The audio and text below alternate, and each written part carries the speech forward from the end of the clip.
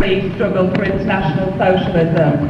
Tony Cliff is going to do the introduction, who's a founding member of the SWP and the author of State Capitalism in Russia. After he's spoken, there will be plenty of time for debate, discussion and disagreements. The easiest way to do that is there'll be people walking up and down the aisles with speaker slips. So if you want to speak or you disagree or you have a question you want to ask, if you just fill in the speaker slip and hand it back to the people in the aisles, and then we'll take you afterwards. Right, we'll start with Tony Cliff. Yes, start by forget about it. In the meeting of the Central Committee of the Communist Party of the Soviet Union in 1927, Trotsky said the following: "The revenge of history is more powerful than the revenge of the most powerful General Secretary." Now, Trotsky didn't have an inkling of what the revenge of Stalin will be. The revenge of Stalin was absolutely, first of all, Trotsky and his family was out of the ordinary. I mean, I know Rosa Luxemburg was murdered, Karl Liebknecht was murdered. Our movement has lots and lots of martyrs. But there is nobody, the revenge of, it was as terrible as the revenge on Trotsky. I mean, the fact that Trotsky was murdered is one thing, but you look at his children. He had 4 children. The eldest one, her name was Zina. The second one was Nina. The third one was Leon. And the fourth one was Sergei.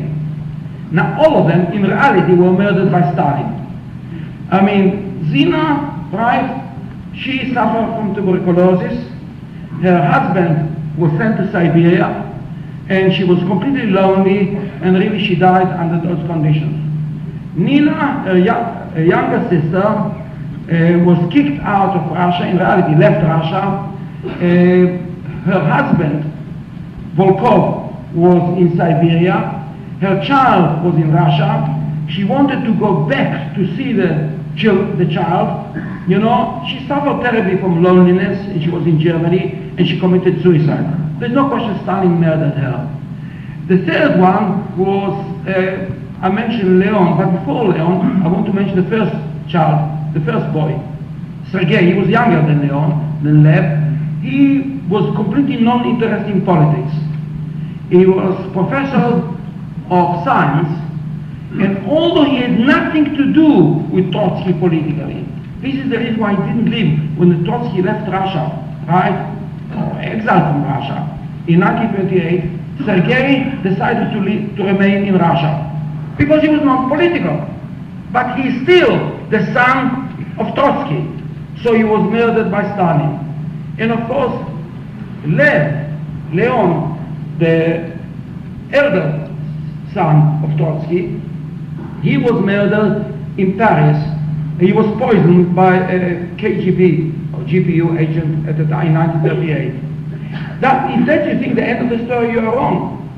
Look to the rest of the family of Trotsky.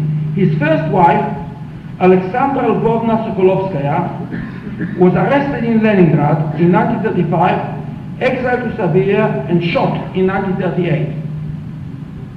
Trotsky's elder brother, Alexander, was shot in 1938. He was never involved in any political activity. Trotsky's younger sister, Olga, was exiled in 1935 and shot in 1941. Of Alexander's children, the brother of Trotsky's children, the nephew, the nieces, Matilda was sent to a concentration camp where she died in 1952. Boris was shot in 1937. Lev, the son of Alexander, another Lev, died immediately after returning from the Gulag in Vorkuta. He was never involved in any political activity. Yevgenia was exiled to Kazakhstan and died many years later there. Trotsky's elder sister, Elizaveta, died naturally in 1924. She was the only one that died naturally from the whole family. Her son, Lev, was in prison, then exiled to Kazakhstan, but managed to survive. Although he was in exile, he survived. He died, of course, at the end. He was never involved in political activity. The fate of the children of Olga, Trotsky's younger sister, was as follows. Alexander was shot in 1937, age 29. Yuri was shot in 1936, age 20. Both were never involved in political activity. Now when you read this list, and I have to read it because I simply don't remember all the particulars, when you read the list, you say, my good God, the revenge of Stalin, of the monster, was out of this world. But you see, the reality, the revenge of Stalin was much greater than that. When you think the horrors, when you think today, the collapse of the left, the demoralization around the world communist movement, when you really look around it, you say, my good God, where the foundation of all this happened? How did it happen that the Communist Party goes through the countries of the world, the French Communist Party, the Italian Communist Party, mass Communist Party, even the British Communist Party, that was 60, 70,000 members. Why the hell did it disintegrate? It was disintegrated because the revenge of Stalin over the working class. He did such a lot of damage. When Trotsky called Stalin a counter-revolutionary, if you are in doubt, look at the end results. That's, for me, it's a very simple thing. In 1947, when I wrote my book on state capitalism, and I think we thought that Russia is state capitalist system, to be honest, it was analysis. You think about it, you analyze it, and you think you are right. Of course, you don't write it if you don't think you are right. You see, the truth of the matter is this. If a doctor comes and says, this person is suffering from cancer, so long that the man is alive, you cannot be sure he suffers from cancer. But when he dies, you do the autopsy. And when you do the autopsy, you find out when he was dying from cancer. And then when you speak about what Trotsky called Stalin counter-revolutionary, you look at the end of the story and it is absolutely clear. But I don't want to jump to the end of the story. I want to go through the story itself. I will not have enough time to explain every activity, conflict between Trotsky and Stalin on different issues. First of all, I'll start with the internal policy of Russia.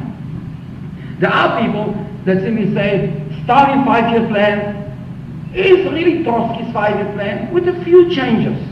It is not exactly the same, but a few changes.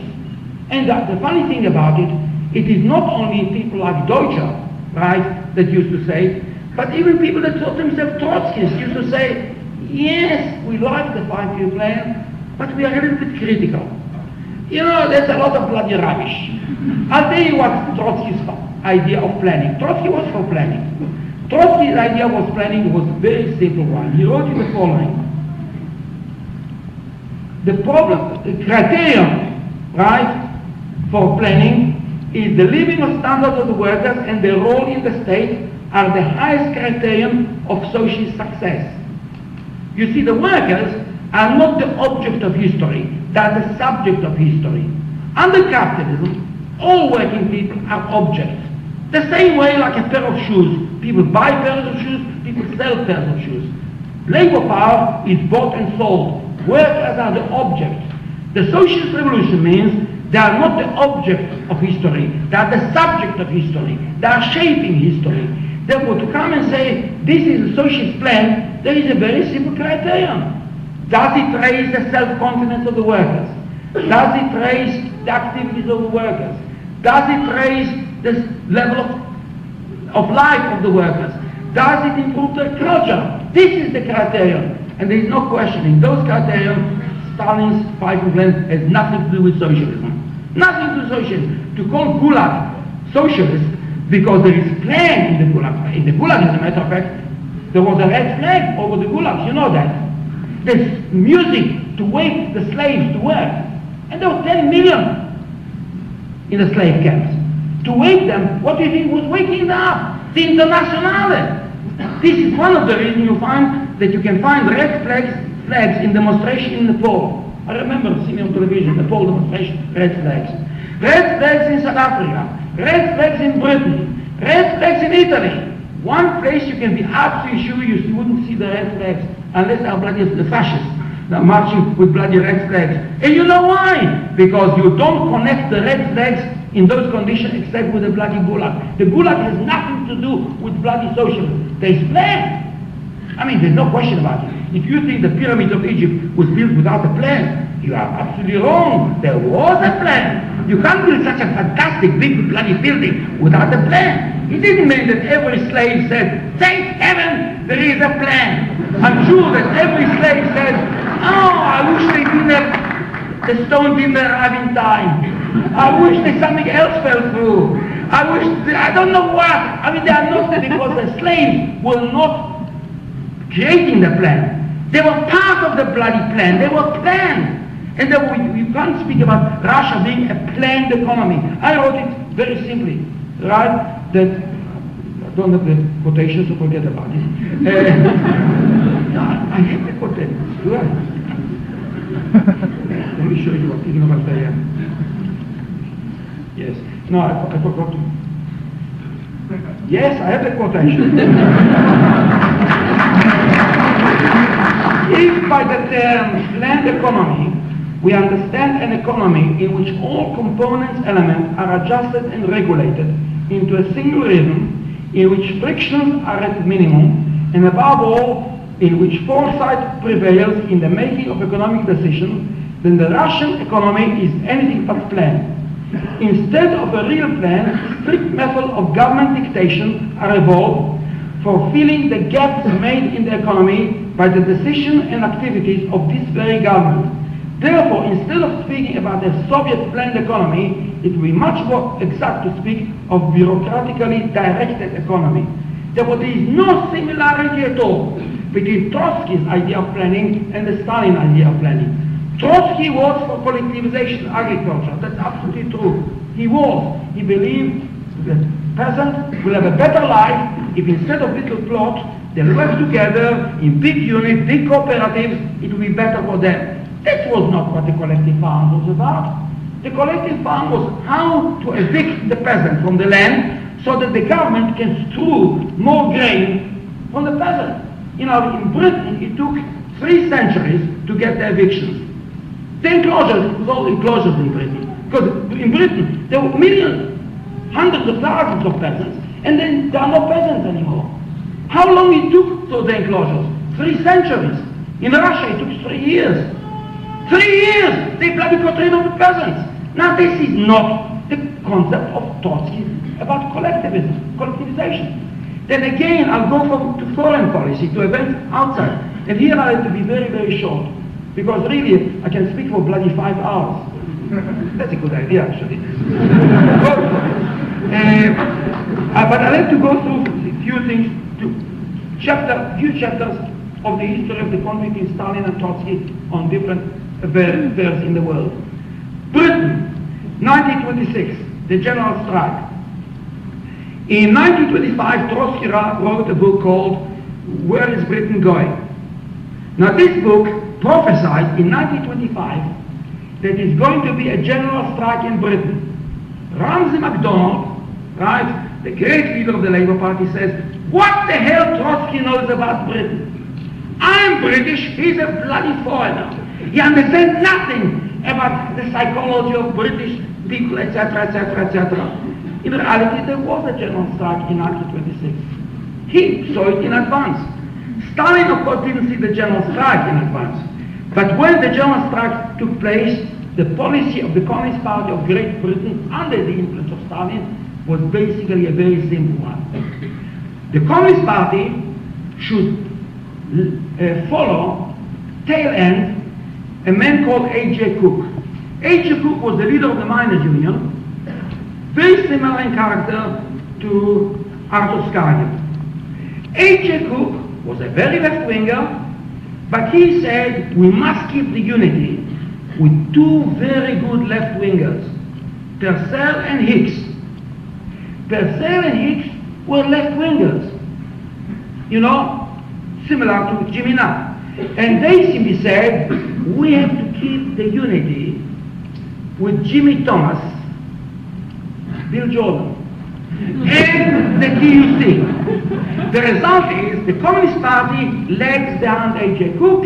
A.J. Cook followed Purcell and Hicks.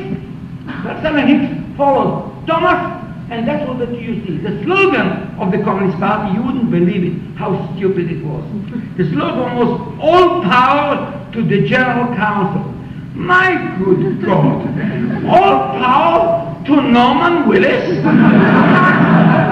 I mean, and you see, and this is the reason why you look in 1926, in one way it was a catastrophe. The strike was supported, the general strike, it was called by the TUC, and the TUC stuck by the word for a long time, 9 days, complete 9 days. I mean, it is nearly as good as what they did in Timex.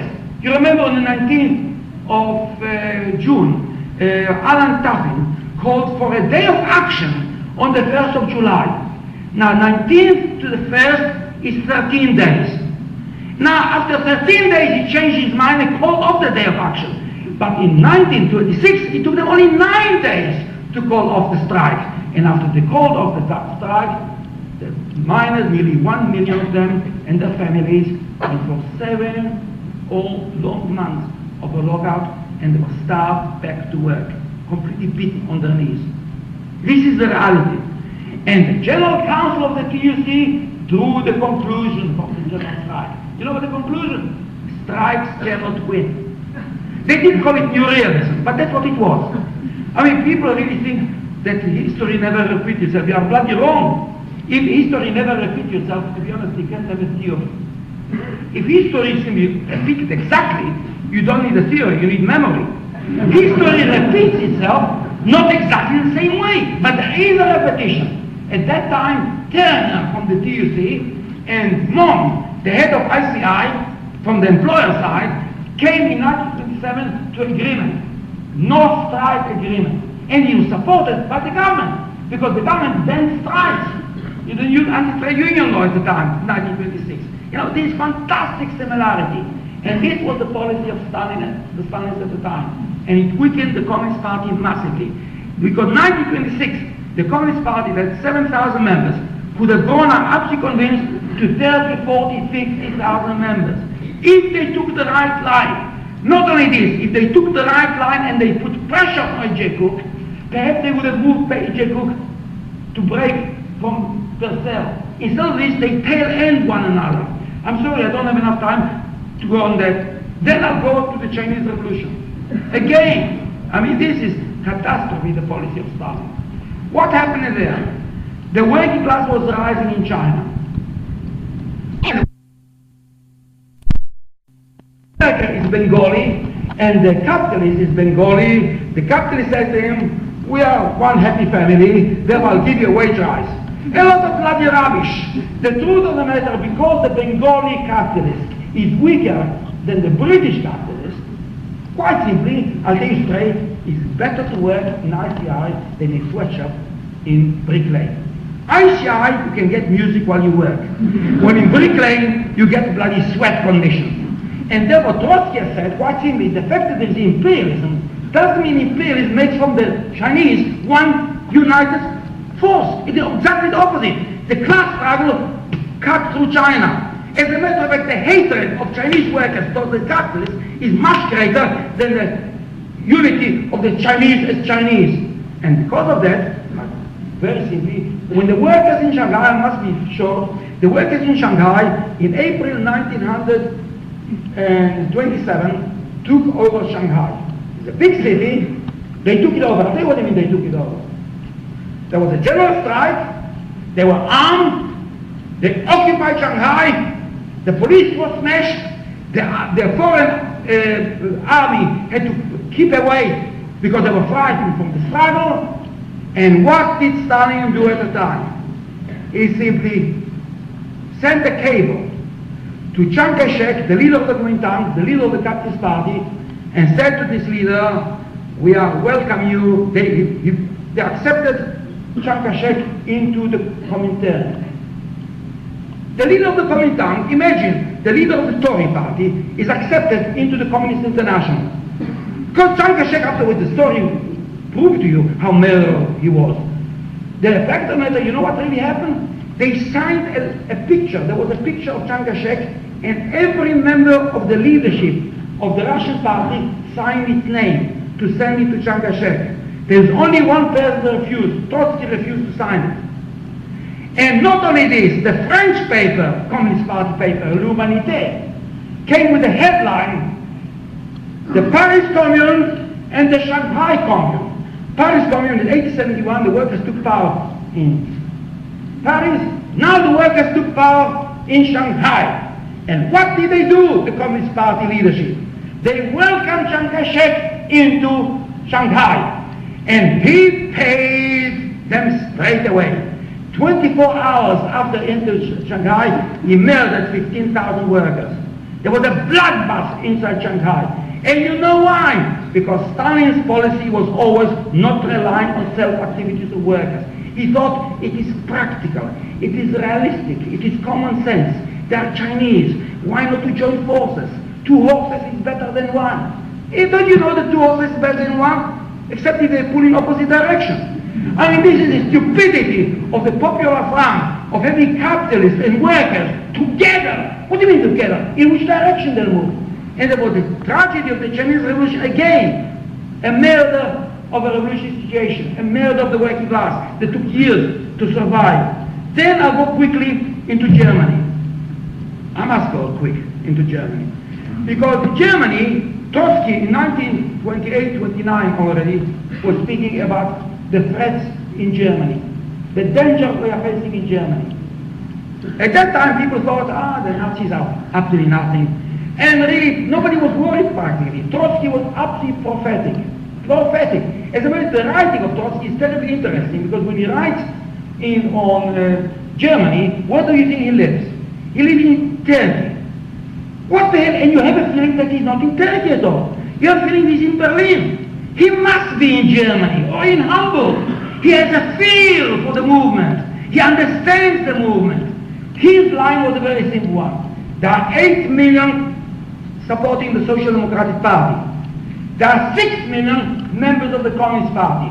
Join forces to stop the Nazis. He says if the Nazis will win, they will break the back of the German working class. A victory of Hitler will be as significant as the victory of the October Revolution. October Revolution is a victory with plus. A victory of Hitler will be counter-revolution on a world scale. He was 100% right. What did the Communist Party say at the time? And I must confess, I was a member of this party in 1932-33. And I'll tell you what they said at that time. And I remember the stupidity, I believe. You know what they said? Remele, the leader, the head of the Reichstag group, the Reichstag is the parliament, the Communist Party, said the following. If Hitler comes today, 24 hours after him, it will be Thälmann there. Thälmann was the leader of the Communist Party. Trotsky said on the contrary, if Hitler comes today, he'll smash all working class organizations. He'll smash all of them. It is not he'll smash only the Social Democrats or smash the Communists. He'll smash everybody. Absolutely everybody. As a matter of fact, if Trotsky did anything, he didn't ask, nobody could guess it about the bloody gas chamber, to be honest. But he understood the horrors of Nazism. What was the line of Stalin? He said, the Social Democrats are the social fascists. They are fascists. The government in Germany in 1930 are fascists. Brüning is a fascist. Miller is a fascist. Everybody is a fascist. If that's what fascism is about, it's not so terrible. Why to fight?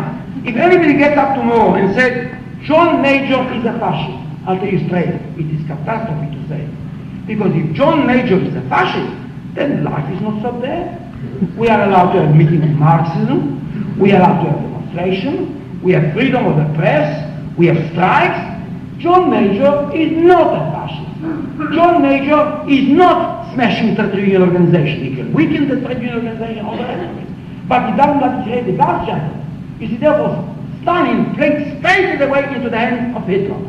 You cannot explain Hitler's victory if not for the policy of Stalin in Germany. And then I go quickly to other chapters because it's very important to come to a conclusion. In May and June 1936, in France, there was massive factory occupation. Millions of workers were on strike, occupying the factories, etc., etc., etc.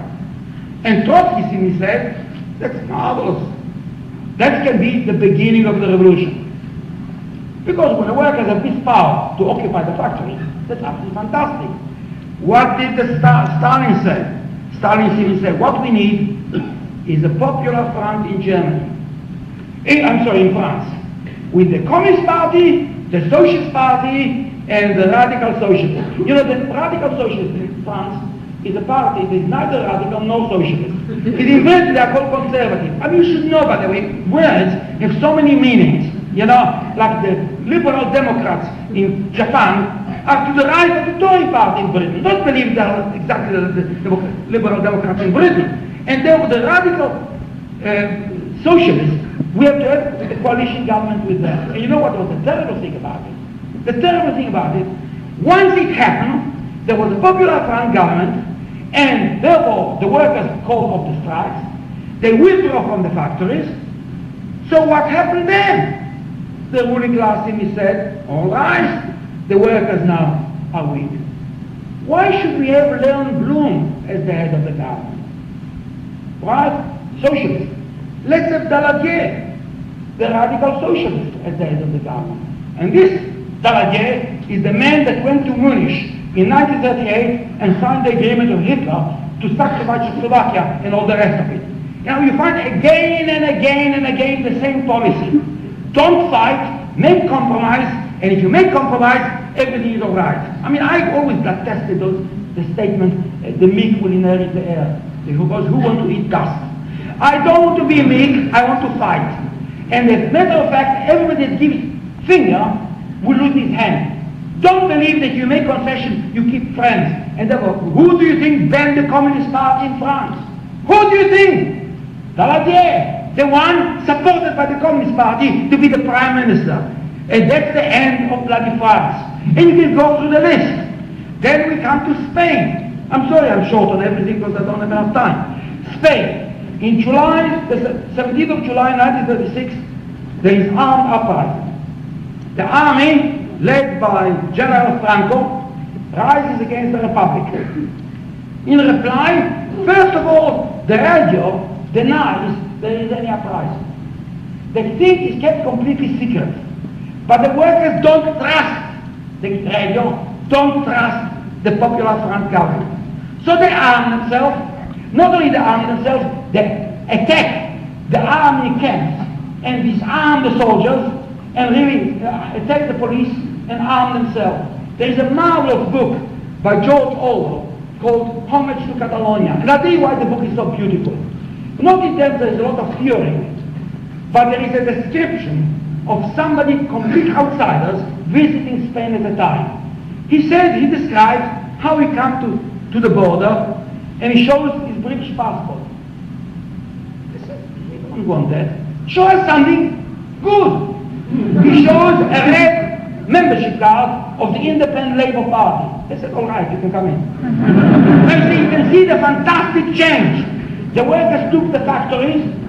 They really ran the bloody system. There was, in Russia in 1917, in February 1917, there were Soviets. There were similar things in Spain after July 1936. And then the Communist Party leadership intervened and said, you know what we need? We need unity of all Spaniards. We have to unite the workers with the bourgeoisie. But it's not Spanish bourgeoisie because the Spanish bourgeoisie ran away to join Franco. So if you don't have bourgeoisie, let's have the shadow of the bourgeoisie. If you can't have ICI and you can't have an agreement with Monde of ICI, can we find some local shopkeeper that will agree to have an agreement with us? And that's exactly what they did. They told the workers to withdraw from the factories. They told the workers to give up the arms. And you know what the result? Quite simply. The army of Franco at the time was made of Moroccans. The big majority of the soldiers were Moroccans, from Morocco, because you see Spain, as part of Morocco, was controlled by the Spaniards. And therefore there were lots of Moroccans there. Now the leader in Morocco, his name was Abdul Karim. Abdul Karim was a man that led a big uprising against French imperialism and Spanish imperialism. And Abdul Karim sent a message to the Spanish government saying the following: if you promise independence to Morocco, I'll call on the Moroccan soldiers to rebel against Franco. If the Moroccan soldiers rebelled against Franco, it would be the end of Franco. But what did the Stalinist party say? We must keep the unity of the Spanish. And if we give up Morocco, do you think everybody in Spain would love it? No. So we don't give up Morocco. So we don't give them independence. Again, the peasants took the land. The landlord said, we don't like it. So the party said to them, give back the land. After all, we need unity. You know, unity means quite simply unity of the graveyard. And you know what the result? I'll tell you what the result. They simply said, in the name of victory, we sacrifice social achievement. Because what we need is victory. They call the government of victory. And the stupidity is out of this world. Because the most important thing for victory is the mass action of people. If you don't mobilize the peasants, you don't mobilize the workers, you don't mobilize the Moroccans, so what do you talk about bloody victory? And George Orwell described his second visit to Spain. This time he came to the border, and in his innocent stupidity, he showed his membership card of the ILP. And they said, bloody hell, what do you think? Show us your passport. And when he showed the passport with a picture of the king, that's all right, now you can come in. And George Orwell described the complete change in the atmosphere. The workers were depressed. From in 1917, from nobody, if you went to a restaurant, nobody would take tips. Tips is the gravy. Nobody does it. A year later, yes, please, pay the tips. In 1936, everybody calls another comrade. 1937, you call them senor. The word comrade disappeared.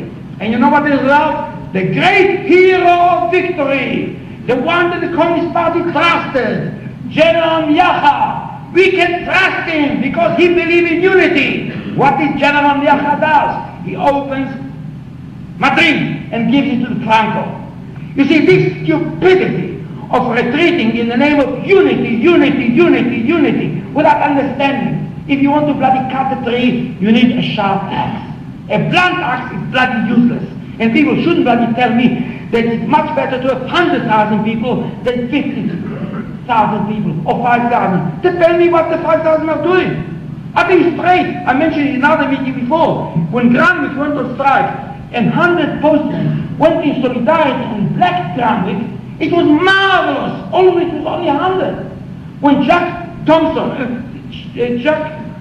Tom Jackson, the General Secretary of the Postman Union, simply said, forget about the 100. 100 is not enough. What we need is to mobilize the international labor movement. I knew that the man is a crook. You don't need an international labor movement, you need 100 postmen. You need fighters, not bloody people passing a resolution, because it means absolutely nothing. And therefore, the more popular people become, the more dangerous. August Bebel put it very, very well. Once your enemy praises you, something is wrong with you. When I saw the headline in Sun saying that Arthur Scargill is more popular than John Major, it didn't change my mind about the Sun. It simply said to me, means they are bloody trying to play the game of popularity. So therefore, what we had in Spain, a game collapse. You can go through the list. Now, I want to make another thing clear. With all those things, Trotsky was absolutely brilliant. Really brilliant. I can't exaggerate it. I'm never exaggerating. I think straight. He's writing on Germany. He's writing on China. He's writing on Britain. He's writing on Germany. This writing surpasses anything written by Marxists before. I repeat it. I read all Marx's historical writing. I can illustrate this surpasses them. It surpasses them. It is bloody brilliant. And then you ask, with all this brilliance, but he lost. Did Trotsky lose? He did lose. Did he win? No, Stalin won. With all the crimes of Stalin, Stalin did win. And Trotsky lost. Why? And I'll tell you why. You have to start with a simple question. Why? How many Trotskys were there at the time? And then I'll try to explain why there were so few Trotskys. For example, he wrote marvelous things about Germany, right? As I mentioned. But when you think about it, in August 1932, right? In other words, 3 months before Hitler, 4 months before Hitler came to power, The total circulation of the Trotsky's monthly paper was 5,000 copies. The Communist Party at the time had 36 daily papers. The membership of the Social Democratic Party was 1 million, I make it round, it was more than 1 million, more than 1 million. The Communist Party had 287,000. Very impressive. The Communist Party, the Young Communist League, had 60,000 members. What was the strength of the Trotskyists in Germany at the time? They had 600 members in 44 local groups. There were 14 branches with membership of between 1 and 3, 15 branches between 4 and 15, and 5 branches with more than 20 members. Now in Berlin, they had 50 members, while the Communist Party had 34,000 members. How the hell you can put pressure on the Communist Party with 34,000 members if you have only 50? Let's assume that those 50 are geniuses. Let's assume they are brilliant. Let's assume they have a very big voice. How you can put pressure, convince 34,000 members? You can't. It is real tragedy. This is what tragedy is. Tragedy is when you have big aims and very little means. You have fantastic picture, but you don't have the ability to deliver. And really, Trotsky is a really tragic figure. Because the aim is marvelous. The picture is brilliant. I can't read. The picture is brilliant. Honestly, I can't read. The picture was brilliant. But in reality, he couldn't deliver. And then when you go to other countries, the dealer beats. In France, again, I mentioned, the Communist Party has 288,000, right? The youth have 100,000. The Trotskyists have 615 members. In Spain, the Communist Party has 1 million. The Trotskyists in 5th of April 1937 had 30 members, the majority of them foreigners. How can you have 30 members putting in pressure on 1 million members? And people ask why Trotsky didn't succeed. And I'll tell you why Trotsky didn't succeed. Because every defeat of the working class strengthened Stalin. You see, what was Trotsky's main argument? Self-reliance of the working class. Rely on yourself. You're powerful. You can change the world. What did Stalin say to workers? Keep down, keep down, keep down. And you see, Stalin became like opium, like religion.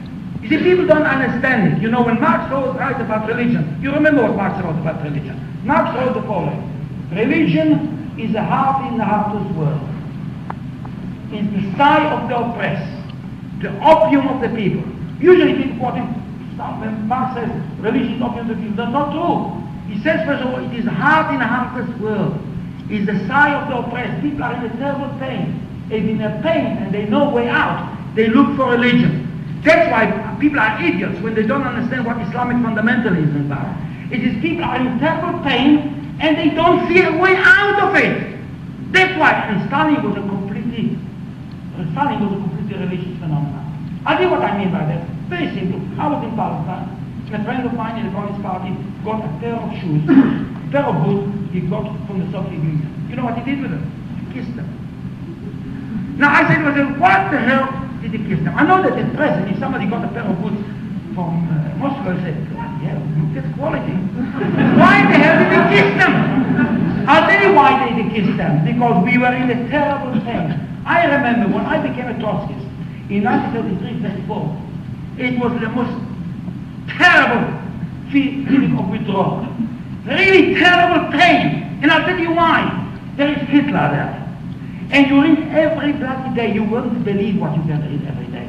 You get up in the morning and you read about the beating of Jews in Romania, about the fascists are marching in Hungary, about bloody victory of the fascists somewhere else, Vienna. The whole thing is so terrible. Terrible, terrible, terrible. Stalin says, I have a force to stand against it. I have the Red Army. And Trotsky says, I have good ideas. Now, in reality, because of that, Stalinism became the opium of the people. Opium, in other words, because the defeats, people look to it. And therefore, what really happened, and this is really the tragedy. The vengeance of history was quite simply, Stalin ruined the international working class movement. He gave us a whole generation that is lost. We wouldn't have had the bloody concentration camps in Germany if we had the bloody United Front in Germany. We wouldn't have had the epoch of Hitler if we had the defeat of Nazis in 1931, 32 or 33. 8 million socialists and 6 million communists was in numbers bigger than the number of Nazis. In terms of quality, much bigger than the Nazis. The Nazis, as Trotsky writes, are human scum, human dust. Here we have workers in the workplace with the power in the factories, in the railways, in the docks, and all this goes to nothing. And that's why Stalin did a terrible vengeance. But the vengeance of history then came that Stalin is dead. Stalin is dead. There is nobody gets up and says, long live Stalin. As a matter, I'm sorry I don't have this quotation. I'll bring it perhaps in another meeting. You know, a quotation of good old Erich Hobsbawm. You remember the intellectual of the Communist Party? He was asked after the fall of the wall of Berlin, he said, but the workers in East Europe are rising against the worker state. And he says, it isn't a worker state, it was never a worker state, and nobody ever believed it was a worker state. So why the hell Erich Hobsbawm told them lie for 40 bloody years? And that's why this was the cause of the demoralization. They told lies, they told lies, they told lies. And this is the tragedy. And the final point is this. You see, there is, at the end, something remains. And then what the thing remains. You see, after the Paris Commune in 1871, some German idiot, right-wing social democrat, I forgot his name, in 1896 or 97, he said, the Paris Commune was a waste of time. If they didn't rise, instead of this state in this bed, nothing would have changed in history. The interesting thing, everybody knows about the Paris Commune. Nobody knows the name of this idiot. Now therefore, the fact that Trotsky was defeated doesn't mean that he's lost. On the contrary, the darker the sky, the darker the night, the more shining is the star. And Trotsky therefore did shine. Stalin ruined a whole generation. For more than 50 years, we paid the price for Stalinism. The future doesn't belong to Stalin. The future belongs to Trotsky and Trotskyism.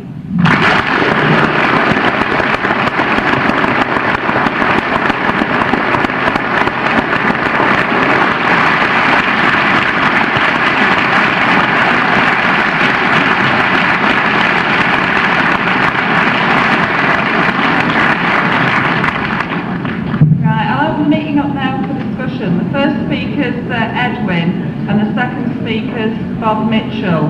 While Edwin's speaking, can I ask you not to take pictures, please? Thank you.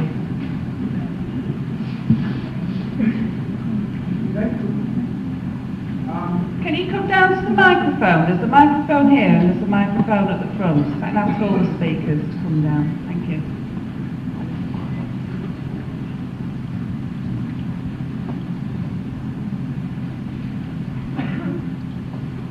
Thank you, comrades.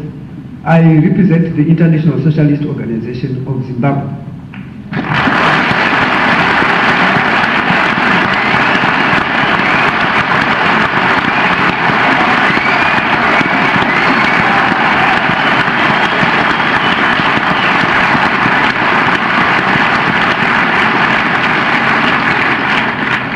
And I just want to add another dimension to the discussion that Comrade Tony Cliff has just given us. Now, for Africans, and I'm speaking from an African perspective because I happen to have witnessed the liberation struggle in Zimbabwe from a personal experience. The nationalist struggle, to a very large extent, was also tainted by Stalinism. And hence, the role of the liberation struggle, the nationalistic liberation struggle in African countries, if you are looking at countries like Zimbabwe, where peasants and a small section of the working class went into the bush and took up arms to fight against colonialism. Places like Mozambique, Angola, Guinea-Bissau, and a few other places. where to a large extent the influence of Stalinism also permeated and played a very large role in limiting the extent to which the struggle should have been allowed to flower. And at the end, what we ended up with was a sellout. Now, we thus need to page the tradition in Africa as well of this taint of Stalinism. In Zimbabwe today, whenever we stand up and speak, or whenever we sell our journal on the streets or our paper, or our pamphlets, distribute our pamphlets, and call ourselves socialists, we are told, how can you talk about socialism? Mugabe came into this country in 1980, preached socialism, and look at the economic mess that your socialism has led us in. And it becomes very, very difficult to convince people, the peasants, the workers, that what was preached since 1980, and even the ideals that several people, thousands of people, gave their lives and blood for, was not socialism itself, but mainly a nationalistic struggle. People fail to grasp that very simple idea. And I want to say today that with the ideas that we are getting today, with the ideas that we are also trying to preach across, I think it is very, very important that whenever some of us, for example, in this room, happen to visit any part of Africa, say on holiday, on a safari, please try and preach across the message. And whenever you come to Zimbabwe, get in touch with us and we'll put you up. Thank you.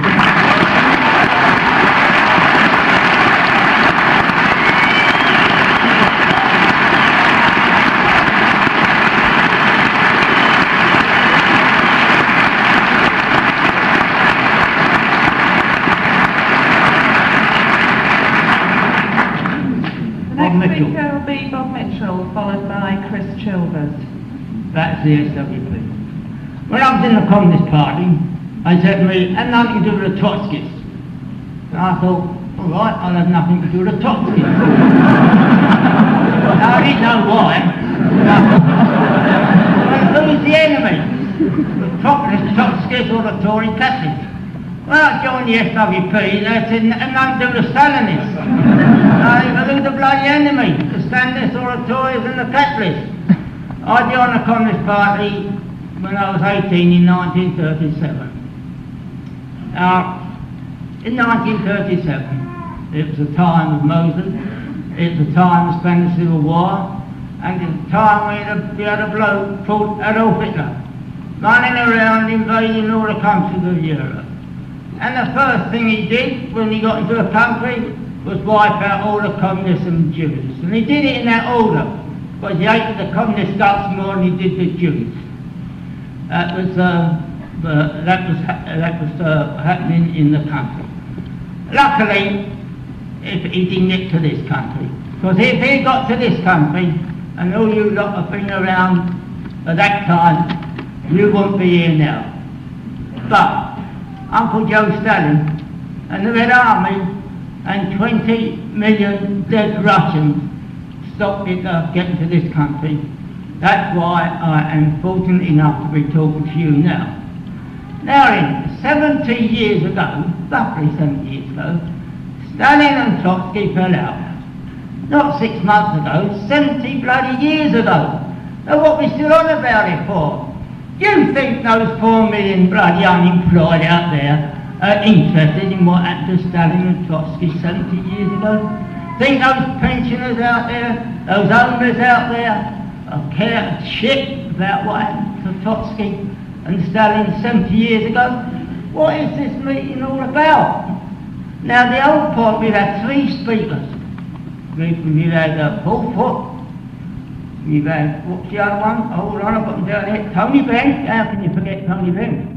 And we had Bernie Clark. And all those 3 speakers spoke about one thing in their speeches, and that was the unity of the left. Now, if we are going to achieve something, we've got to get the unity of the left, because for years this country's left has all been split.